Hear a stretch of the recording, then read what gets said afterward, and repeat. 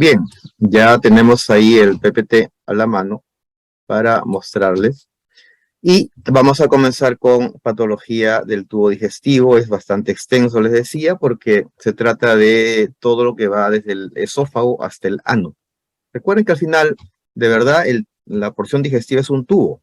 Un tubo hacia el cual desembocan un par de glándulas que luego veremos, que son el hígado y el páncreas, ¿no? Eso será en la siguiente clase. Vamos a hablar hoy día de la primera parte, del tubo digestivo.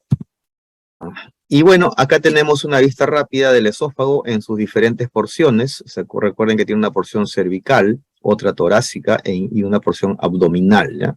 Con relaciones anatómicas diversas a lo largo de su recorrido. Entre los problemas congénitos que vamos a estudiar, tenemos ahí, por ejemplo, la estenosis, ¿ya? La estenosis que se refiere a la disminución de la luz del esófago, como ven aquí en el ejemplo, ¿no? La luz disminuida. Usualmente congénita, pero puede ser adquirida también. Y persistencia de anillos o membranas como parte del desarrollo embriológico. Recuerden que en un momento el tubo digestivo es macizo y se va recanalizando por apoptosis. A veces esa recanalización no es completa. También en el esófago suele haber heterotopías, es decir, tejido extraño que está en un lugar que no le corresponde. En el esófago puede haber tejido gástrico, del páncreas, endometrio incluso, algo rarísimo, ¿no? Pero es posible. Y finalmente también el esófago tiene una... Les decía que la forma fácil de aprenderse esto era recordando que la A es de atresia, la F de fístula, y le decía en la 1 hay A y no hay F, no hay fístula. La 5 es al revés, hay F y no hay A. Lo que hay es una E de estenosis. Y en la 2, 3 y 4 había la A y la F, las dos, la A y la F. En las 3, en 2, 3 y 4 hay lo mismo, solo que cambia la ubicación de la fístula. En el tipo 2 la fístula es arriba, con el esófago superior, tipo 3 es con el esófago inferior, y en el tipo 4 es con ambos, ¿no? Les decía aquí que el mismo esquema que les acabo de mostrar, el tipo 3, le di la vuelta a la foto para que se vea igualito a esto, ¿no? Aquí está el esófago, aquí está el esófago superior, el esófago inferior, esta es la tráquea y esta es la fístula, ¿no? Igualito que el esquema, exactamente igual. Les comenté que, bueno, vamos a decirlo de nuevo, un problema motor importante es la acalasia. La acalasia es una deficiencia en la apertura de la parte inferior, relajación del cardias, la parte inferior del esófago, y que es causada por la falta de las neuronas del plexo mioentérico de Auerbach, que están en la capa muscular. Eso hace que se cierre el esófago en esa zona y no haya forma de que el alimento pase con facilidad. Se almacena el alimento ahí, en el esófago, y causa pues adelgazamiento de la pared, causa erosión, hemorragia, infecciones, porque la comida está amontonada ahí, ¿no? Le cuesta mucho pasar al esófago. El paciente el alimento puede regresar y pasar a la vía respiratoria, eso es la disfagia, luego la broncoaspiración, y un esófago dilatado, un esófago grande. En la macroscopía, ahorita vamos a verlo, el esófago va a estar dilatado. En este caso hay una retención de la sustancia de contraste que se llama imagen en pico de ave o en punta de lápiz, que acá también se ve, fíjense, a la derecha, y el esófago muy dilatado. Macroscópicamente es lo que les decía, acá se va a ver un esófago dilatado, pared adelgazada, excepto en la parte final, donde la pared está muy gruesa y la luz parece un embudo porque de ancho a ancho se pierde prácticamente, quedando un pequeño desfiladero para que pase el alimento. En un esófago normal, uno debe ver estas neuronas en el plexo mioentérico de Auerbach, en la capa muscular propia, y en los pacientes que tienen esta acalasia no existe, simplemente no hay. La hernia hiatal es otra lesión, otra enfermedad en relación a ver, la hernia se define como la salida parcial o total de una víscera fuera de la cavidad que normalmente le aloja a través de un punto débil en la pared. Definición que se usa para toda hernia, ¿ya? De cualquier lugar, en cualquier órgano. Y hiatal se refiere al agujero, hiato, al agujero por el cual ocurre la herniación. En el diafragma existen 3 agujeros grandes, para el esófago, para la cava inferior, la vena, y para la arteria aorta. Obviamente la hernia esofágica ocurre a través del hiato esofágico, ¿no? Existen 3 formas que las veremos en el esquema mejor. Acá, fíjense, esto es lo normal. Esta es la unión esófago-gástrica, donde está el punto blanco. Debería estar a la altura del diafragma más o menos. Fíjense que acá el diafragma está aquí y el punto está arriba. Es decir, ascendió. Esa es la hernia hiatal tipo 1 o de tipo axial, por deslizamiento. Se deslizó de aquí a acá. Se llevó parte del estómago hacia el tórax. Ya no está en el abdomen, está en el tórax. Ese es el tipo 1 y es la más frecuente, 90-95%. En el tipo 2, la unión esófago-gástrica se mantiene en su lugar, a la altura del diafragma, y se hernia una parte del fondo gástrico a través del hiato, ¿no? Entonces se llama paraesofágica o por rodamiento, como que se rodó esta parte. Y la tipo 3 es la mixta, que combina ambas, ¿no? Acá está el ejemplo de la hernia axial. Miren, este es el diafragma, esta es la unión esófago-gástrica que debería estar aquí. Y ascendió y se llevó parte del estómago al tórax. En cambio, acá la unión esófago-gástrica está en su lugar, a nivel del diafragma, y se hernia parte del fondo gástrico. También había hablado, vamos a hablar ahora del divertículo esofágico. Primero definamos divertículo, una evaginación de la pared, ¿no? De una víscera hueca, por supuesto, a manera de un saco, dilatación en forma de saco, como esta de aquí, como esta de acá, como esta de aquí, ¿no? Y eso ocurre por 2 formas, por pulsión o por tracción. Pulsión es empujar, cuando aumenta la presión intraluminal dentro del esófago. Tracción es jalar, como si algo desde afuera lo retrae. El más común es el divertículo por pulsión, que es este de acá, el divertículo de Zenker, ahí está el nombrecito, que es un divertículo alto, ¿no? Por alteración de este músculo cricofaringeo, y que es el más frecuente del esófago, ¿no? En cambio, los divertículos por tracción ocurren en los 2/3 inferiores, y acá está el esquema, y están en relación casi siempre a ganglios del hilio pulmonar, de los bronquios, con alguna infección, tuberculosis, por ejemplo, que generan una retracción fibrosa y que jala la pared, por eso se llama tracción, la jala hacia afuera y causa el divertículo, ¿ya?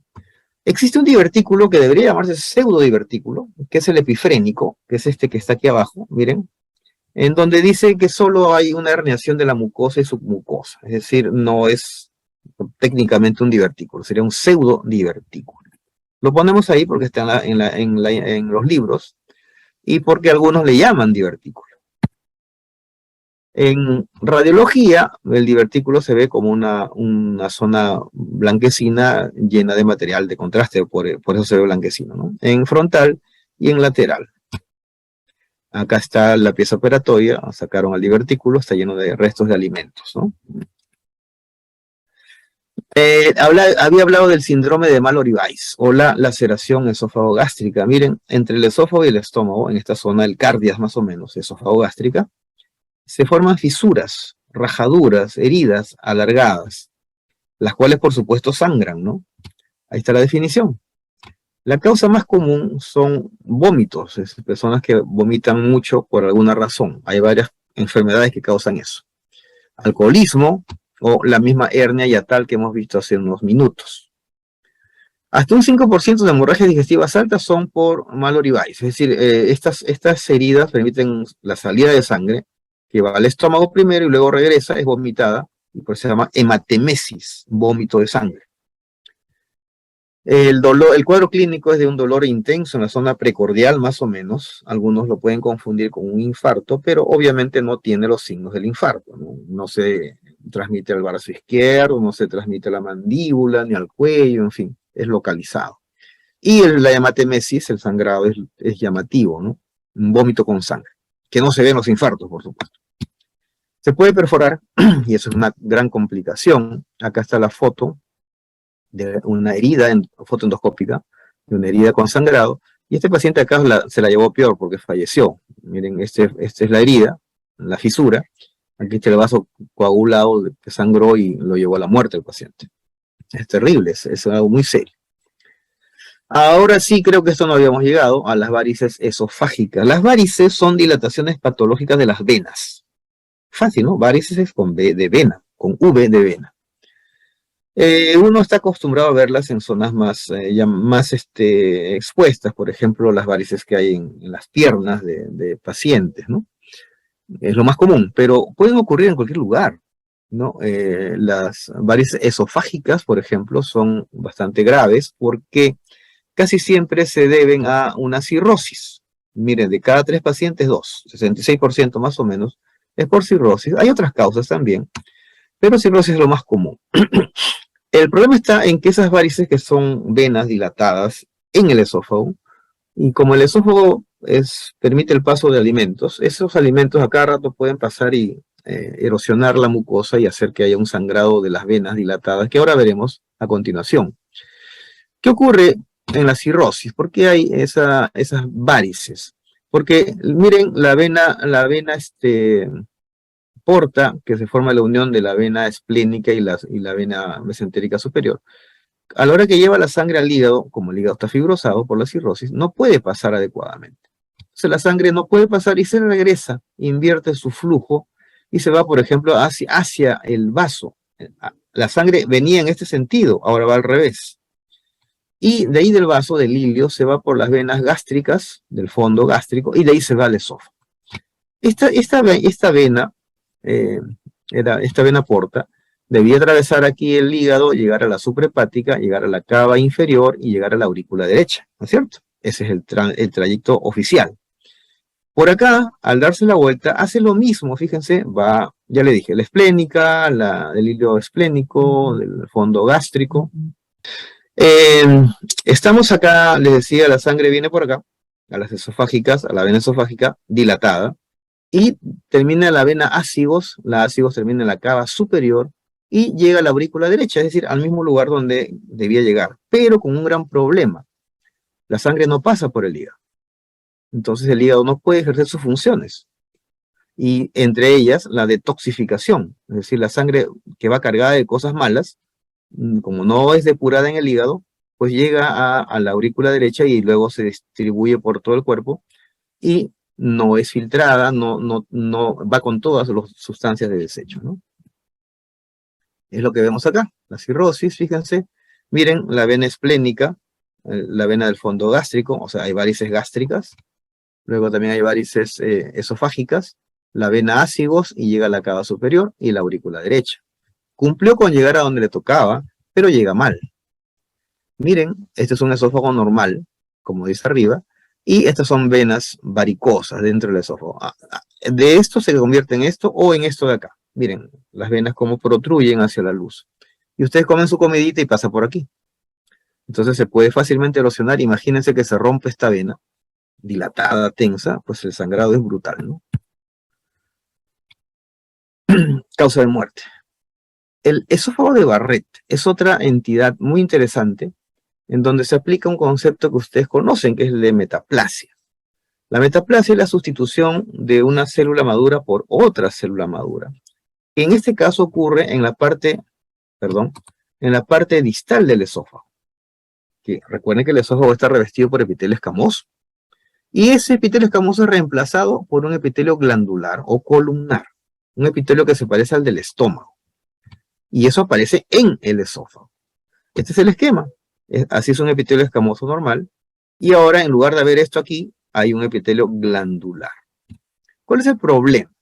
El problema es que primero, en primer lugar, hay una noxa ahí, probablemente reflujo ácido, que hace que la célula se adapte y se aparezca la metaplasia. Glándulas extrañas en el estómago, en el esófago. Como las glándulas toleran bien el ácido, como si fueran del estómago, no se hacen ningún problema, por eso cumplen con su función, pero estas células son inestables. Fíjense cómo de un epitelio escamoso normal aparece el esófago de Barrett, aparece luego displasia de bajo grado, luego displasia de alto grado y puede terminar en un adenocarcinoma. Entonces, microscópicamente, lo que uno encuentra en un esófago de Barrett es que el esófago debería ser de este color, blanquecino, y ahora es de este color rojizo, en el tercio inferior, color de la mucosa gástrica. Si sacan una biopsia del esófago, se ve aquí epitelio escamoso. Y acá también debería verse epitelio escamoso, pero ahora ya no. Cuando saquen biopsia de acá, va a salir epitelio tipo estómago, metido en el esófago. Eso se llama esófago de Barrett. El problema es que empieza a aparecer displasia y probablemente con los años un cáncer, un adenocarcinoma. Fíjense cómo esta unión va subiendo y ahora está aquí arriba y esto debería estar acá abajo. La unión esófago-gástrica, ¿no? Este caso extremo de mi hospital, miren, este es el esófago, por supuesto, y este es el estómago. Aquí debería estar la unión entre epitelio escamoso y epitelio glandular. Y miren dónde está, acá arriba. Miren aquí. Aquí está la unión. Y esta unión debería estar acá, acá abajo. Todo esto de acá se llama esófago de Barrett. Y al igual que su esquemita que les muestro en la parte baja, acá está la foto, ¿no? Epitelio escamoso a la izquierda, epitelio glandular a la derecha. Y ya saben la secuencia: displasia bajo grado, displasia de alto grado, adenocarcinoma. La esofagitis es la inflamación del esófago y puede ser aguda o crónica. Como ustedes saben, la inflamación aguda se caracteriza por polimorfonucleares. En cambio, la crónica se caracteriza por linfocitos. La primera, la aguda, suele ser de causa química, es decir, un intento de suicidio a veces, ¿no? Ingieren sustancias dañinas, lejía clásico, ¿no? Ácido clásico, o de causa infecciosa. Y siempre van a ver, como les decía, polimorfonucleares. Y por supuesto, daño, erosión, ulceración de la mucosa del esófago. En cambio, la crónica, fíjense que es más larvada, menos llamativa. Puede ser por reflujo, por radioterapia en casos de cáncer, por tabaco, por fumar, sondas o comer alimentos muy calientes, algo muy común en estas épocas, ¿no? Quienes les gusta mucho el chocolate, grasas y tabaco, solo por comerlo ya tienen una relajación en el cardias. Eso permite que el cardias esté un poco abierto y el ácido del estómago se regrese al esófago, causando esofagitis. También, macroscópicamente, ese esófago, como ven, se pone rojo, está congestivo, se puede erosionar y ulcerar. Histológicamente, ahorita lo vemos, ahí está la histología, células inflamatorias, ¿no? La capa basal se engruesa un poco, hay engrosamiento, hay acantosis del epitelio. Y con el tiempo, como dice acá, puede aparecer un esófago de Barrett ahí, ya saben lo que es, glándulas aparecen ahí, y luego aparece la displasia. Entonces, fíjense que hasta comer comidas calientes no es tan bueno. Neoplasia del esófago. Esto va a ser siempre un slide al final de cada segmento, en el cual vamos a explicarles rápidamente que las neoplasias pueden ser benignas o malignas. Primera división. Eso ya lo saben del ciclo pasado. Y en ambas ramas, benigna o maligna, suelen ser epiteliales o mesenquimales. Epiteliales del epitelio que lo reviste. Mesenquimales de los tejidos de soporte. Por ejemplo, músculo liso, grasa, vasos, linfáticos, nervios, etc. Y esos toman sus nombres que corresponden y no van a ser tocados en esta clase porque no habría tiempo para hablar de todos ellos. En cambio, sí, los más comunes son los epiteliales. En el esófago, como el epitelio es escamoso, la neoplasia benigna epitelial más común es el papiloma. El papiloma, sí, como el del cuello uterino. De hecho, también tiene relación con el PBH, por cierto. Aquí está un papiloma, parece una coliflorcita chiquita en la superficie del esófago. Esta es una endoscopía. Y acá también se ve, parece un arbolito, ¿no? Y en el corte histológico se ve más o menos de esta manera. Una distribución papilar digitiforme como una manito, como dedos. Y el epitelio es escamoso. En cambio, las neoplasias malignas, también hay epiteliales y mesenquimales. Las mesenquimales no las tratamos. Las malignas más comunes, hay que tratarlas, son el carcinoma escamoso del esófago, que tiene razón que ocurra, ya que el epitelio del esófago es escamoso. Y el otro es el adenocarcinoma, que veremos a continuación. Este epitelio escamoso afecta a mayores de 50 años. Generalmente, en mi hospital hemos visto casos de jóvenes de 18 años, son casos raros, pero existen, y afecta más a varones que a mujeres. Es un cáncer, por lo tanto, la etiopatogenia no está bien definida, es multifactorial, pero se habla de factores, por ejemplo, nitritos, es decir, las carnes cocidas a fuego directo, por ejemplo, las famosas parrilladas, pollo a la brasa que tanto le gusta a la gente, no es precisamente saludable. Una dieta con mucha grasa y sin fibra también hace tiempo está implicada en varios cánceres, sobre todo en colon. El consumo de alcohol y tabaco, ni hablar. Algunas cicatrices en el esófago, luego de intentos de suicidio, queda un esófago cicatricial, el epitelio dañado, y ahí puede nacer un carcinoma. Y últimamente hablan de que la falta de zinc favorece el desarrollo de neoplasias. Bueno, si uno tiene un tumor, un bulto en el esófago, tiene dificultad para deglutir, eso es disfagia. Si ese bulto se ulcera, como todos los cánceres, tendré sangrado, hemorragia digestiva alta, comunicaciones anormales, eso se llaman fístulas. El paciente no tendrá hambre y se adelgazará en extremo, es lo que significa caquexia. La ubicación, dependiendo de los tercios del esófago, tercio medio superior, medio inferior, forma la mnemotecnia MIS, tercio medio, la mitad de casos, fácil, medio con en medio, y 30%, tercio inferior 30%, tercio superior 20%. 50, 30, 20, MIS. Fácil de aprenderse. Son cifras aproximadas, por supuesto. Y en la macro, la forma macroscópica puede ser una especie de pólipo, como una pelota, 60% más o menos, ulcerado, como el que están viendo acá, un 25%, e incluso plano, el resto, un 15%, más o menos. Y hay otras formas combinadas también. Histológicamente, recuerden que es un epitelio escamoso, maligno. ¿Qué es este? Epitelio escamoso benigno, y aquí está el maligno. Miren cómo infiltra, se introduce debajo del tejido. Acá también se ve lo mismo, y acá más indiferenciado, pero sigue siendo escamoso. Es lo que suele pasar con los cánceres, se van haciendo cada vez más irreconocibles. Y este es el otro cáncer que afecta al esófago y que nace en un esófago de Barrett previo, es decir, en una metaplasia glandular, que ya estudiamos hace unos minutos. A partir de una displasia que va avanzando, displasia de bajo grado, de alto grado, aparece un adenocarcinoma. Ojo, adeno, no carcinoma escamoso, adeno, diferente al anterior. El cuadro clínico sí es parecido, el cuadro clínico, es decir, si tienes un bulto en el esófago, tienes lo mismo, tienes disfagia, sangrado, qué sé yo. Y la ubicación cambia bastante. En el otro era, ¿se acuerdan? MIS, 50, 30, 20. Tercio medio, inferior y superior, en ese orden. Acá, casi todos los casos, casi todos, son en el tercio inferior. ¿Por qué? Porque en el tercio inferior es donde aparece el esófago de Barrett. No hay otra opción. Raramente ocurre en otros tercios. Macroscópicamente se parece también al anterior, y a la histología es muy, muy distinto. ¿Ve? Acá está la típica ubicación de un macro, de un adenocarcinoma de esófago, tercio inferior. Miren la pared engrosada, miren los bordes irregulares, ¿no? Sangrado. Este es estómago. Y la histología es obviamente glándulas malignas, por supuesto.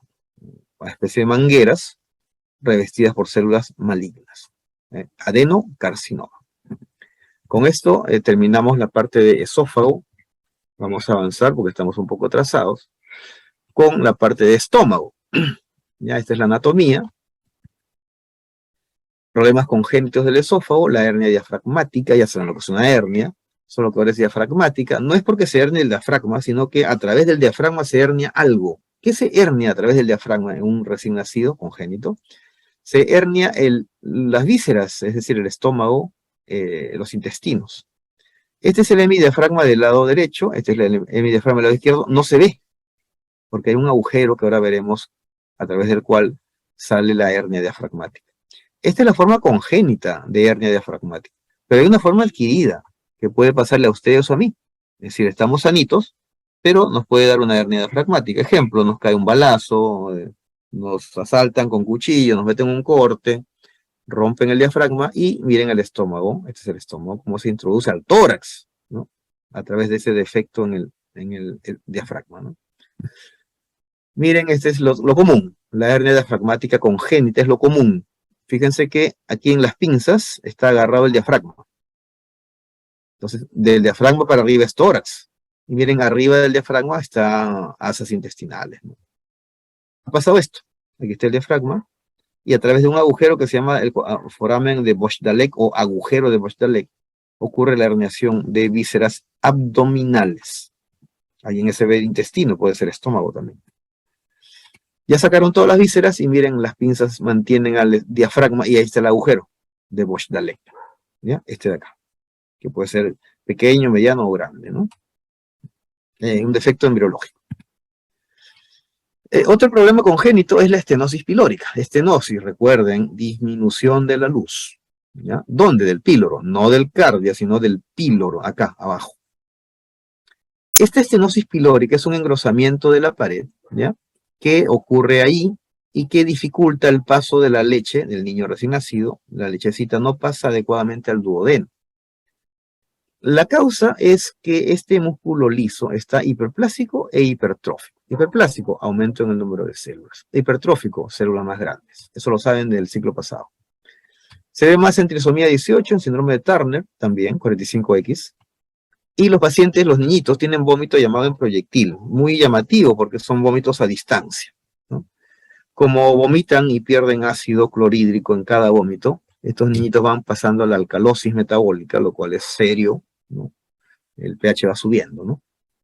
En la macro se ve el píloro engrosado y en la micro se ve que las fibras musculares están hiperplásicas e hipertróficas, es decir, aumentaron en número y aumentaron en tamaño.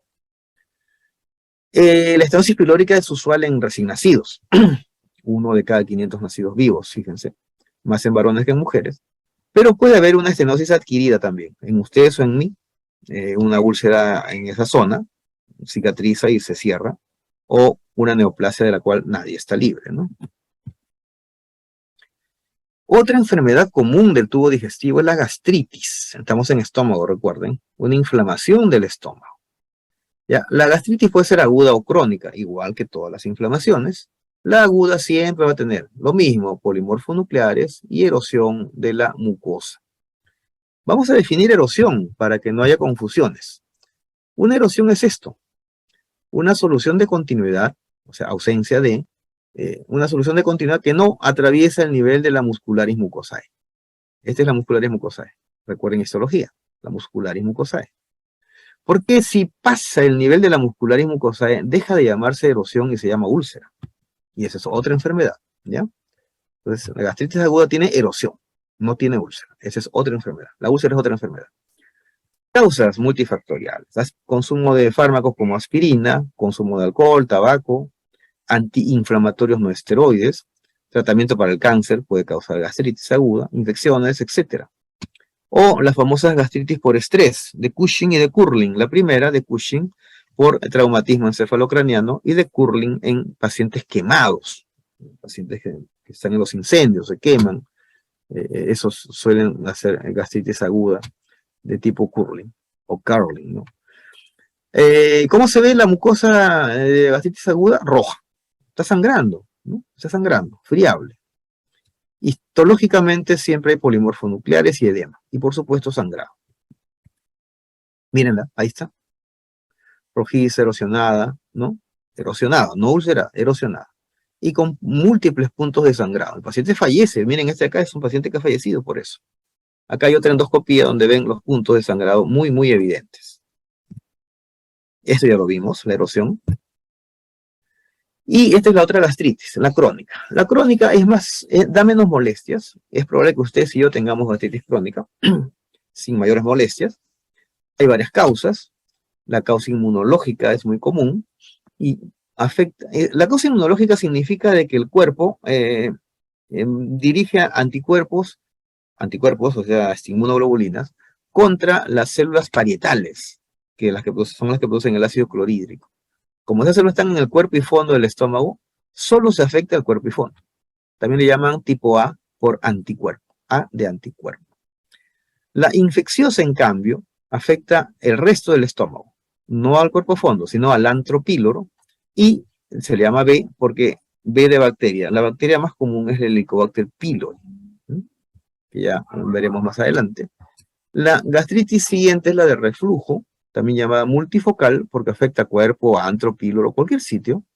Le llaman tipo C para seguir la secuencia, o tipo AB, como si fuera una combinación. No es una combinación, es otro tipo completamente distinto, pero para seguir con las letras han hecho eso. La C viene de química en inglés, por cierto. Y también existe una gastritis crónica de causa genética, que tiene que ver con las personas que tienen grupo sanguíneo A. Ahí en la promoción vayan viendo quienes tienen grupo sanguíneo A. Nacen ustedes con una tendencia para gastritis crónica. La dieta depende, de la dieta dependen muchas cosas, ¿no? Si comemos alimentos irritantes, contaminados, sustancias químicas fuertes, etcétera, uno puede desarrollar gastritis. También, si la secreción de ácido es en exceso. También, si hay un paciente que tiene úlcera péptica, que es otra enfermedad, esa úlcera causa gastritis al costado, ¿no? O si a una persona le han sacado parte del estómago por alguna enfermedad, lo que queda de estómago tendrá gastritis crónica por el resto de su vida. Acá hay un esquemita para ver las zonas grises, son las zonas enfermas. La gastritis crónica de tipo inmunológica afecta fondo y cuerpo. La infecciosa, antro y píloro. Y la de reflujo, como ven, cualquier sitio. La imagen típica de una gastritis es la que ven acá. Fíjense, linfocitos en la lámina propia, muy evidentes, ¿no? Acá está el cuadrito, ¿ve? Autoinmune, la A, la B y la C. C de química, ¿ven? C de química. Esto lo revisan con paciencia en casa, ¿eh? Por cierto, no he podido subir el PPT ni el PDF, siquiera me permitió, por el elevado peso. Al delegado que me está escuchando, espero, me envía su correo electrónico, para yo mandarle a usted el PDF y usted se lo mande a los demás, ¿ya? ¿Me escuchó, doctor? ¿Está por ahí? Sí, doctor, yo en un Perfecto. rato te envío el correo. Sí, sí, cuando termine la clase, tranquilo, tranquilo, no hay prisa. Bien, el famoso Helicobacter pylori es una bacteria muy interesante porque tiene flagelos en un solo polo. Y son estas cositas que ven aquí, ¿no? Parecen chisitos, parecen chitos. Y estas son las células epiteliales del estómago. Y vista en una biopsia se ven así, chiquitines, chiquitines, bien chiquititos. ¿Ya? Y no infiltran, sí infectan, pero no infiltran. No se meten al tejido, se quedan en la superficie, viven en el moco, y el moco les protege del ácido. Son bien inteligentes estos helicobacter.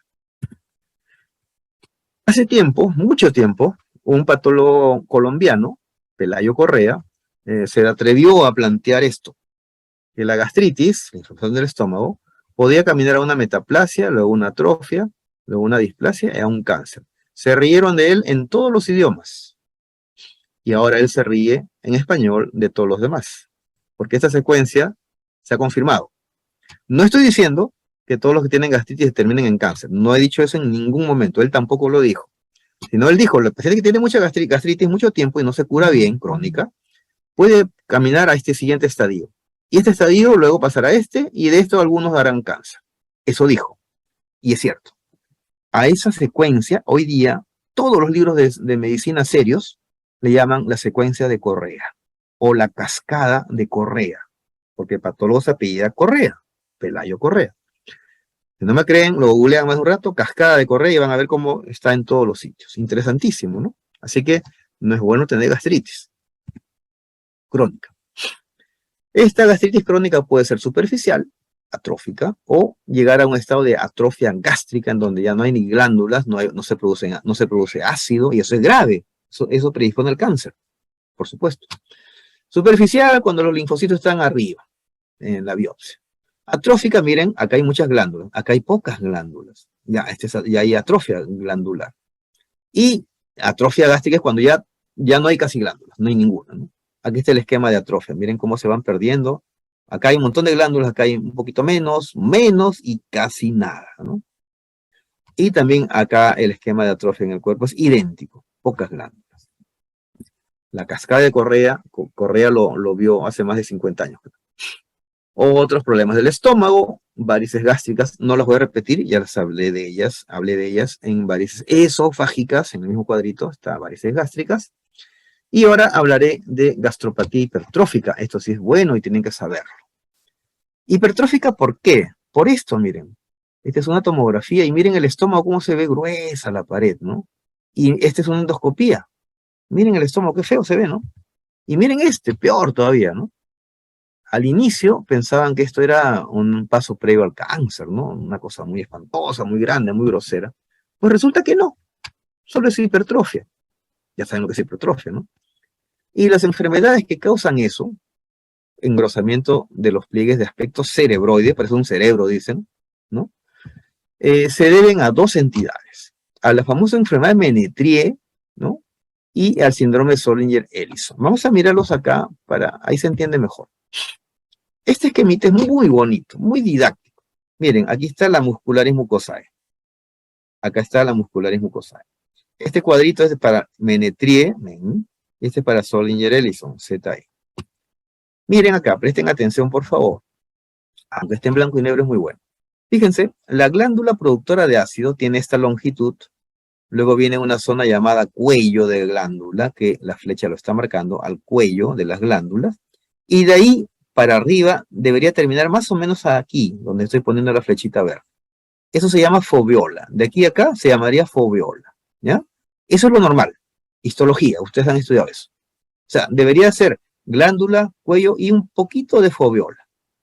Pero se dan cuenta que en este paciente de Menetrier, la foveola está muy larga, muy larga. Eso hace que se vea grueso el pliegue. Ok, hasta ahí entendido, supongo.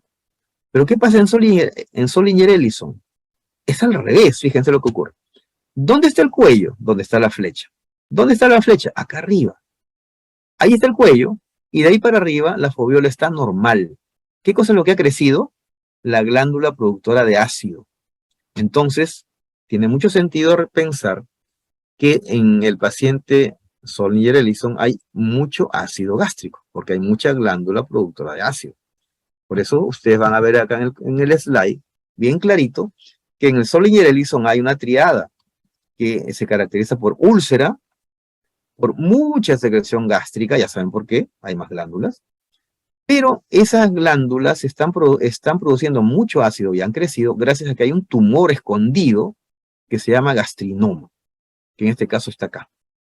Un gastrinoma es una neoplasia de células que producen gastrina, y recuerden que la gastrina estimula a las glándulas gástricas a que produzcan ácido clorhídrico. Entonces, estos pacientes Zollinger-Ellison son pacientes que tienen una úlcera péptica, que van al médico, el médico los atiende, les hace endoscopia. Tiene una úlcera, no se preocupe, le da tratamiento, mejora un poco y al otro mes otra vez está con úlcera. Vuelve a hacer lo mismo, le da tratamiento, mejora un poco y al otro otra vez está con úlcera. Ándale, eso está mal. Cuando una úlcera péptica en tratamiento correcto se va repitiendo con frecuencia, eso ya hay que sospechar que ese paciente tiene un tumor, una neoplasia que produce gastrinoma, que causa la secreción gástrica en exceso, y esta secreción gástrica en exceso causa la úlcera péptica. Están curando la úlcera y no están curando la verdadera causa de la enfermedad. Y este tumor se puede hasta malignizar y causar la muerte del paciente. Así que mucho cuidado con las úlceras que no curan. En cambio, Menetrier no se sabe la causa y lo único que hay es una hiperplasia de la foveola. Ya les mostré eso. La hiperplasia de la foveola, ¿ven? Como la foveola no produce ácido, no hay hipersecreción ácida. En cambio, sí la hay en Zollinger-Ellison. Clásico, ¿no? Obvio, obviamente. Dejamos gastritis para hablar de la úlcera péptica. Ya les dije hace un rato, la erosión es la solución de continuidad que no sobrepasa la muscularis mucosae. Si sobrepasa, cambia de nombre y se llama úlcera péptica. Y este es el caso. Este ya es otra enfermedad. Ahí está la definición, miren. Bien clarito. Más allá de la muscularis mucosae. ¿Dónde puede haber úlcera péptica? Pregunta de examen. En estómago, duodeno, esófago y divertículo de Meckel. No de Zenker, de Meckel, ¿ya? La úlcera se ve más en personas mayores de 40 años. Es más frecuente la duodenal que la gástrica. Ambas, la duodenal es más frecuente en hombres que en mujeres. La gástrica también es más frecuente en hombres que en mujeres. La causa, bueno, es multifactorial también, pero fíjense que los que tenemos grupo sanguíneo O cero es el nombre, tenemos causa genética para hacer úlcera péptica, ¿no? Si hace un rato se sonrieron de los señores, de los jóvenes que tienen grupo sanguíneo A, que tienen tendencia para gastritis crónica, Pues los que tenemos grupo sanguíneo O como yo, como la mayoría del salón probablemente, tenemos tendencia genética a hacer úlcera péptica. ¿Ah? Así que estamos peor todavía. La gastritis crónica todavía no es tan complicada. También si ingerimos fármacos, ya saben, AINES, corticoides, aspirina también, inflamatoria, ya bueno. La gastrina que les he mencionado hace un ratito. Ah, y acá está toda la promoción, ¿no? Todos los médicos estamos metidos ahí, ¿no? ¿Qué médico va a decir que nunca sintió estrés? Es más, no solo estudiante, después de que dan el título, cuando ya eres médico graduado y con colegio médico y todo, ahí comienza el estrés recién, ¿ya? Lo que están pasando ahorita, que ustedes dicen que es estrés, ese es el parque de diversiones, ¿ya? Es la parte bonita de su carrera, porque se equivocan y no pasa nada. Lo máximo que pasa es que lo jalan, ¿no? Pero una vez que tienes el título y te equivocas y matas a un paciente, te vas preso, ¿ya? Eso es estrés, ¿ya? Ahorita no, ahorita están llevándosela fácil ustedes, ¿ya? Causas psicológicas, claro que causan úlceras por hipersecreción. Entonces hay que aprender a controlar el estrés, jóvenes, ¿ya? Si no, no van a sobrevivir en la carrera. La dieta, bueno, somos lo que comemos. Si le estamos echando alcohol y tabaco todas las semanas, no esperen estar sanitos del estómago. La patogenia me dice que hay un equilibrio entre la secreción ácida y la protección celular. ¿Cómo es eso? Ahí está. Esto es lo normal y este es cuando hay daño. Fíjense, normalmente, en la persona más sanita del mundo, existen factores agresores como el ácido clorhídrico en el estómago y las enzimas, la pepsina. Y en condiciones normales también tenemos factores defensores. El moco de la superficie, la secreción de bicarbonato, la irrigación sanguínea, el transporte de membrana en la superficie apical de las células, la regeneración del epitelio e incluso prostaglandinas. O sea, estos factores defensores equilibran a los factores agresores. Y usualmente ustedes y yo no tenemos úlcera. Ah, pero sí aparecen un exceso de factores agresores o una disminución, fíjense como la flecha de acá era grande, ahora es más cortita, una disminución de factores defensores o ambas cosas, aparece la úlcera péptica. Entonces hay un equilibrio roto. ¿Y quién rompe el equilibrio? Fíjense, el Helicobacter pylori, ¿no? Cuando comemos un menú de la tía Veneno de 2 soles, no sé cómo están los menús de la tía Veneno ahora, ¿ya? O no esperen que esté limpiecita, ¿no? La tía Veneno. Entonces ya se meten el Helicobacter gratis, ¿no? No le cobran por el Helicobacter, ¿no? Ese viene gratis. Antiinflamatorios de esteroides, aspirina, si fuman, si toman alcohol, etc. O si tienen isquemia, shock, etc. Se rompe el equilibrio y entonces la úlcera péptica aparece. Miren, es un hueco, una solución de continuidad que va más allá de la muscularis mucosae. Y tenemos que hablar de que cuando ocurre en el estómago, tiene ubicación precisa, ¿eh? Suelen estar en la curvatura menor entre cuerpo y antro. Y eso se llama incisura angular, por si acaso. Tiene un nombre preciso anatómico. Si está en el intestino delgado, en el duodeno, suele estar en la primera porción, en la pared anterior. No está en cualquier sitio. Si el tamaño suele ser menor de 2 centímetros de diámetro. La forma suele ser redondeada y los pliegues llegan hasta el borde de la úlcera. Como ven, el fondo suele ser liso, excepto que tengan ahí el vaso que sangra, ¿no? La profundidad varía un poquito. ¿Por qué les menciono los criterios usuales de la úlcera péptica? No digo normales porque son patológicos, pero ¿por qué le digo los usuales? Si ustedes encuentran una úlcera, entre comillas, péptica, que está en la curvatura mayor, no en la menor, sospechen que es cáncer, por ejemplo. Si está en el duodeno, pero no está en la primera porción, sino está en la tercera porción, sospechen de cáncer. Me explico. Una úlcera péptica común de las usuales suele respetar estos criterios. Tienen una úlcera que mide 5 centímetros, bueno, pues hay que empezar a dudar, ¿no? Lo normal es que midan menos de 2. Tiene 5 y es mucho, ¿no? Igual, debe ser redondeada y ahora tiene una forma irregular, sospechen de cáncer. Bueno, esa úlcera, cuando se toma una biopsia del fondo, encontramos 4 capas. La primera, necrosis. La segunda, inflamación aguda. La tercera, tejido de granulación con inflamación crónica, ¿no? Linfocitos plasmocitos. Y la cuarta capa es la fibrosis. Esta es la macro, la ubicación, curvatura menor entre cuerpo y antro píloro. Aquí está la reforma, redondeada, menos de 2 centímetros. En el duodeno, ya saben, primera porción, pared anterior. Acá está las famosas 4 capas. Miren, me tomé el trabajito de hacerle todo esto. la capa de necrosis, la capa de inflamación aguda, la más azulita, el tejido de granulación, que acá se ve más grande, miren, aquí este cuadrito lo han ampliado acá, neovasos y linfocitos, y células plasmáticas, y la fibrosis debajo. ¿Bien? Las 4 capas, 1, 2, 3 y 4. Pregunta de examen por si acaso. Acá otra vez, la capa necrótica, la capa de inflamación aguda, la capa de tejido de granulación con linfocitos y plasmocitos, y la fibrosis o esclerosis, como dicen los gringos, esclerosis. Necrosis, inflamación aguda, tejido de granulación, esclerosis. Aquí me ha escrito al chat, ¿qué dice? 250. Bueno. Neoplasias de estómago, bueno, benignas y malignas, como siempre, epiteliales y mesenquimales. Las benignas en el estómago, pólipos. Las mesenquimales ya saben que no las tocamos, ¿no? Y las malignas, epiteliales, el clásico cáncer gástrico, o tumores neuroendocrinos, tumores mesenquimales también existen, linfoides, como los famosos linfomas. Los pólipos del estómago, vamos a estudiarlos junto con los pólipos del colon, porque son idénticos, ¿ya? Para no perder tiempo, los juntamos ahí. Acá están los diferentes tipos de cáncer, por ejemplo, miren. No vayan a pensar que hay un solo tipo de cáncer. Y el tema cáncer gástrico no lo tocamos porque es seminario. Así que ahí lo dejamos.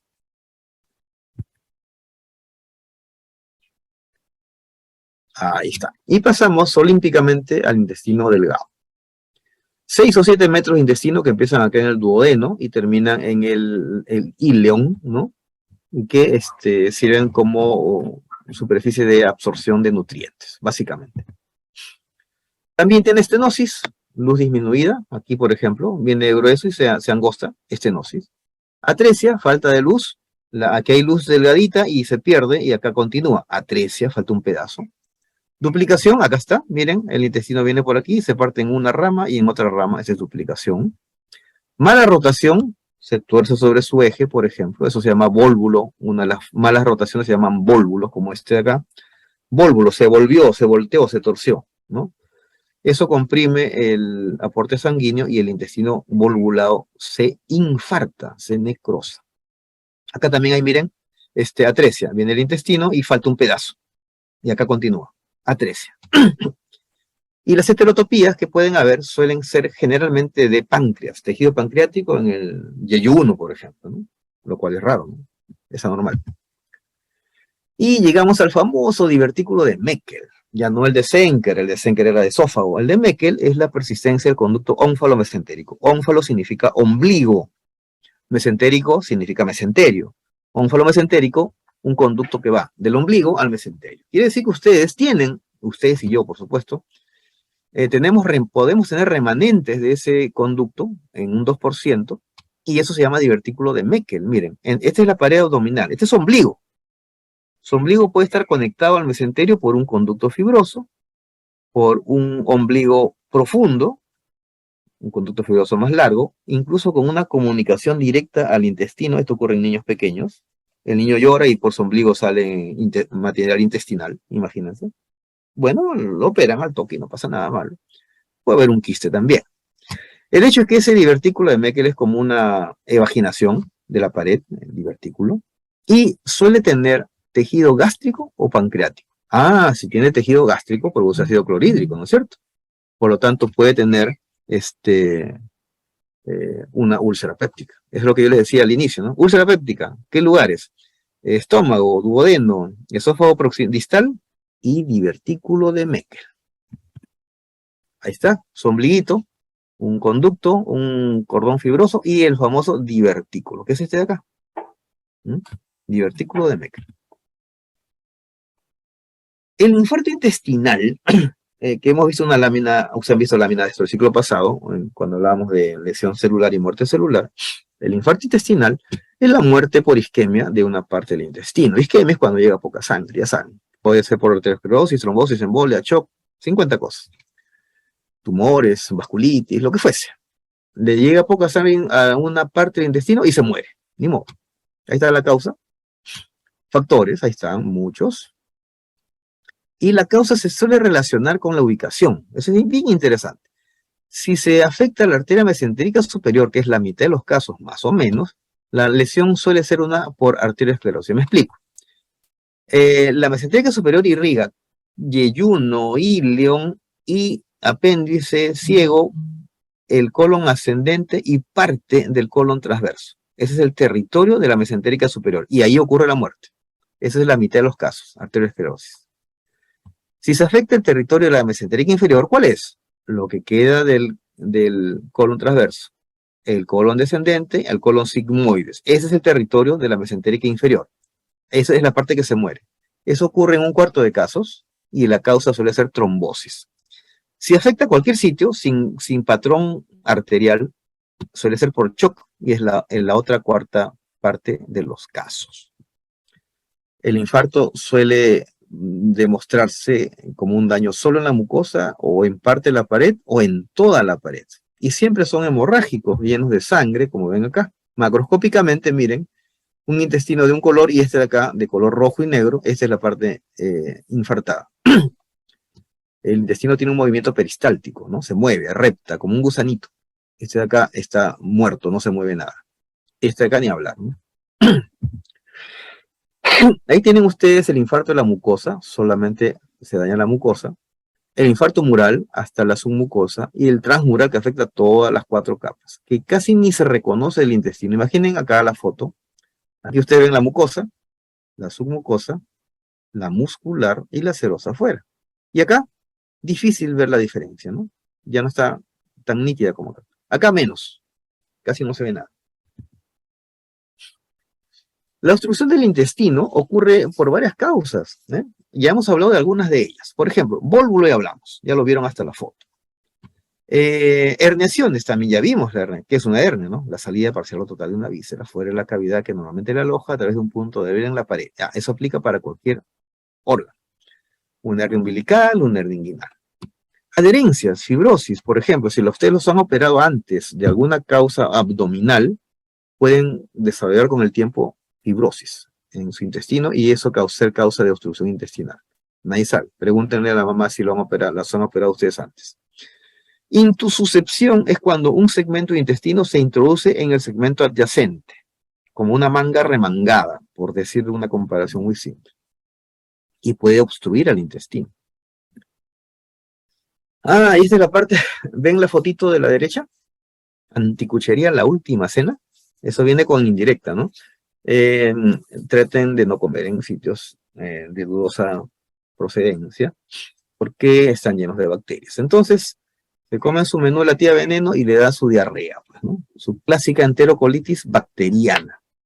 Las bacterias pueden ser no invasivas, pueden ser invasivas o pueden causar un granuloma.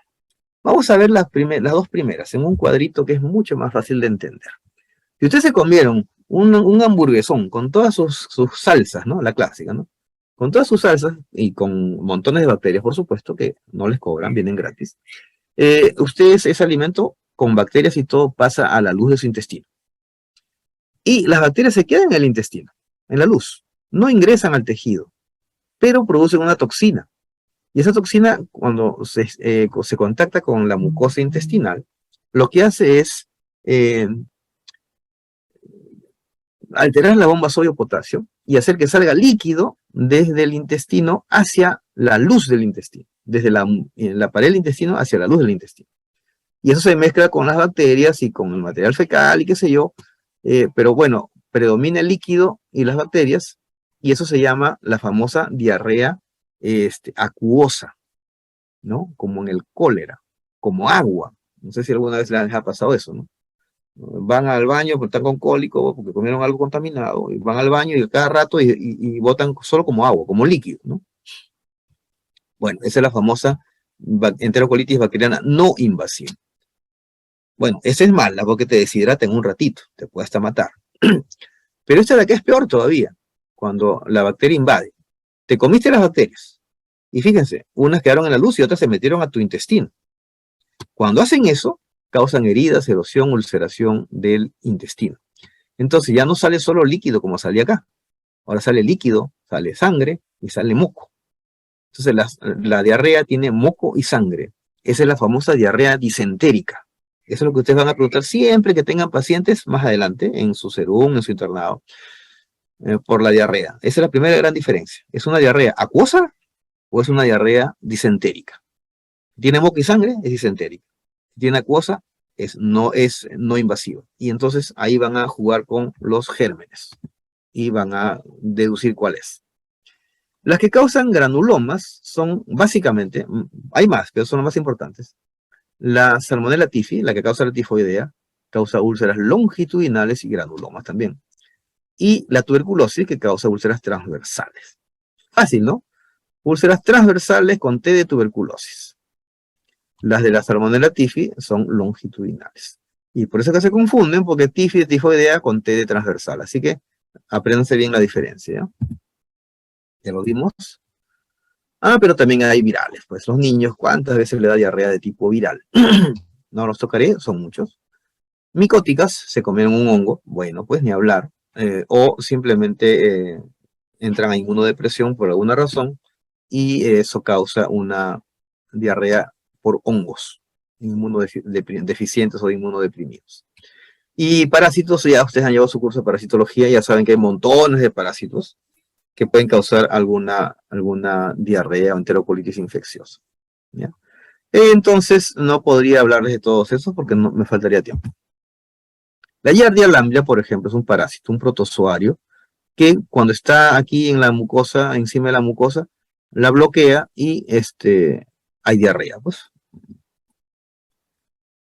Así está, como si estuvieran tapizando el intestino, bloquean la absorción. Esta es la Giardia. Pero también hay gusanitos, ¿no? Otros parásitos, el Enteroides vermicularis, el oxiuro, famoso oxiuro, o el Ascaris lumbricoides, un tremendo gusano, ¿no? Que puede ser único o pueden haber muchos en el intestino. Y vamos a hablar rapidito de esta famosa enfermedad que es la enfermedad celíaca, que tiene otros 3 nombres: espruno tropical, espru celíaco o enteropatía sensible al gluten. Este nombre es el mejor, el último, ¿ya? Porque es una enfermedad intestinal por sensibilidad al gluten, que el gluten es en realidad es la gliadina, una proteína, que está en el gluten del trigo, cebada y centeno, ¿ya? Entonces el paciente come algo derivado de trigo y le da una diarrea brutal, como cebada o de centeno, etc. Lo mismo. ¿Qué pasa en realidad? ¿Cuál es la patogenia? Hay una formación de anticuerpos que, yendo contra la gliadina, tienen una reacción cruzada contra las microbiosidades intestinales y las dañan. De tal manera, miren el esquema es bien clarísimo, clarito, ¿no? Las biosidades son largas. Aparecen los anticuerpos y miren cómo las aplanan. Ahí dice enfermedad celíaca, las aplanan, las destruyen, y se encogen y se aplanan. Entonces ya no se absorben los nutrientes y el paciente está en desnutrición. Ahí en la macro, clarísimo, aplanamiento de microbiosidades. De las microbiosidades son las que están en el borde libre, pero la vellosidad también se aplana, ¿ya? Por si acaso. Esa es la macro. Y en la micro, miren, las vellosidades también están bien encogidas, aplanadas, con linfocitos en el epitelio, etc.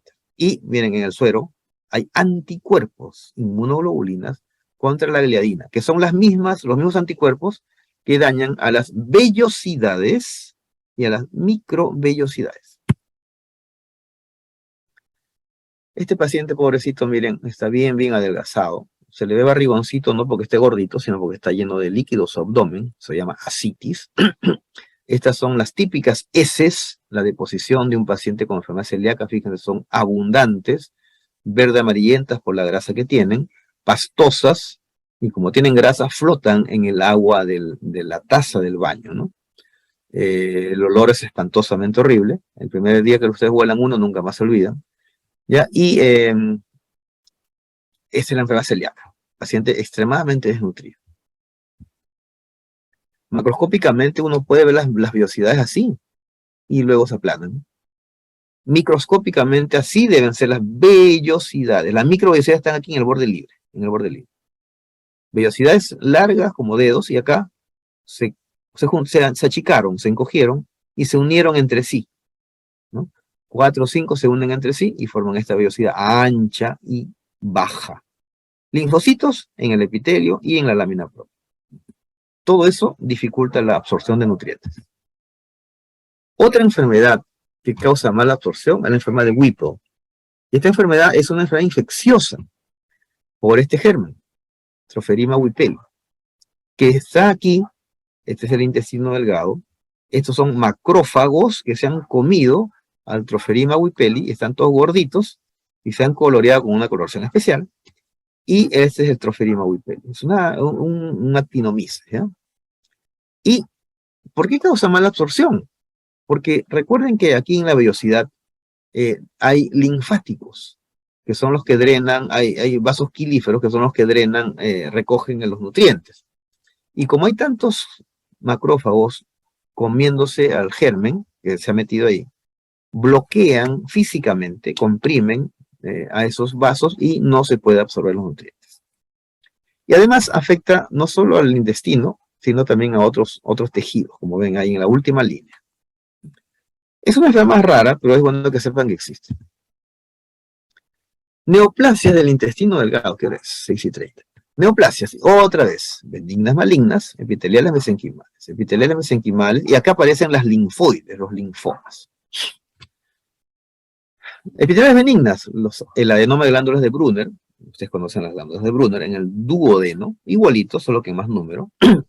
Las mesenquimales ya saben, no las tratamos. Y en de las malignas, la neoplasia maligna más común del intestino delgado, pregunta de examen, es el tumor carcinoide. ¿Ya? No es el adenocarcinoma. De hecho, es muy raro que exista un adenocarcinoma en el intestino delgado. Curioso, ¿no? El estómago mide 40 centímetros y tiene montones de adenocarcinomas. El colon mide 1,5 metros y tiene montones de adenocarcinomas. Y el intestino delgado, que mide 6-7 metros, no tiene adenocarcinoma. Su neoplasia más frecuente es el tumor carcinoide. ¿Ah? También aparecen los linfomas. El tumor carcinoide es una neoplasia maligna de células neuroendocrinas. Neoplasia neuroendocrina le llaman ahora. Es un tumor típicamente de color amarillo y que en su ubicación más común está en el ilion y en el apéndice secal. En esos dos órganos es la neoplasia más frecuente. Y es maligno, ¿eh? Solo que se comporta como benigno, es decir, no es tan agresivo como otros, hasta cierto nivel, hasta cierto tiempo. Si lo deja uno mucho tiempo, se vuelve muy, muy agresivo. Histológicamente, no parece cáncer, porque ustedes lo miran, acá está. Son células redonditas, chiquitas, que no llaman la atención, ¿no? Todas ingenuas, todas como que no matan una mosca, pero son malignas. Células pequeñas, parecen linfocitos. A veces forman cordones, como estos de acá, o trabéculas, o islotes, ¿no? Redonditos u ovales. Y como son células neuroendocrinas, suelen producir una sustancia hormonal. Una sola. Aquí pongo varios ejemplos. Puede ser ACTH, gastrina, insulina, calcitonina, glucagón, etc. Pero solo una. O sea, no vayan a pensar que una produce una sustancia y la otra produce otra sustancia. No. En una neoplasia todas producen lo mismo, pero una sola sustancia. Lo cual puede causar un problema serio, ¿no? Pónganse que tienen un tumor que produce insulina. O sea, la insulina sube y la glucosa en la sangre baja y el paciente se desmaya en ese momento, ¿no? Por ejemplo. Por poner un ejemplo. A ver, ¿qué hora es? 6:32. Patología del apéndice. Sí, llegamos a terminar. Este es cortito. El apéndice secal, como ustedes saben, tiene varias posiciones anatómicas, variantes anatómicas. Bueno, ahí están las más comunes, ¿ya? Nadie sabe para qué está el apéndice. Se dice que es parte de la maduración, ahí ocurre parte de la maduración de los linfocitos, ¿no? Como el timo, ¿no? Pero bueno, ¿uno puede vivir sin apéndice? Sí. ¿Indispensable para la vida? No es. La enfermedad más común del apéndice es la apendicitis aguda. Y ahí la tienen. Un apéndice rojizo, congestivo, miren los vasitos, con fibrina que se deposita ahí. Ya saben, la fibrina sale del fibrinógeno de la sangre, proteína plasmática. La causa, la etiología dice que es obstrucción. La obstrucción por lo que fuese. Por heces compactas, por un cálculo, por una hiperplasia de folículos linfoides, y que te da una gripe. A los niños es muy común, le da una virosis y le da apendicitis después. O parásitos, en fin. Esa obstrucción genera una isquemia, que es una disminución en el flujo sanguíneo, que luego causa erosión, ulceración, y las bacterias que están en la luz del apéndice, porque la luz del apéndice tiene bacterias, se continúa con el colon, ¿no es cierto? Esas bacterias invaden y causan la apendicitis como respuesta del cuerpo, manda polimorfonucleares y todo eso. El apéndice se ve edematoso, turgente, ¿no? serosa opaca con fibrina, lo que les dije, y bueno, congestivo, etcétera. Y a la histología lo que manda es esto, miren. Tiene que haber polimorfonucleares en la capa muscular propia. Aquí, en la capa muscular propia. Miren, en esta, la capa muscular. No en la mucosa, no en la submucosa, en la muscular. Mucosele de apéndice, como su nombre lo dice, es una cavidad de moco, un quiste de moco. Es cuando el apéndice se llena de moco por alguna razón. Se obstruye, lo que fuese, y se llena, ven, miren, se llena de moco. Este es un apéndice cortado en dos y está lleno de moco. Más frecuente, el quiste se ve en el tercio distal. Quiste de moco significa mucosele. Y esta es quiste mucoso. Bueno, la neoplasia más frecuente del apéndice, ya saben, es el tumor carcinoide y ya lo estudiamos. Y el adenocarcinoma es extremadamente raro.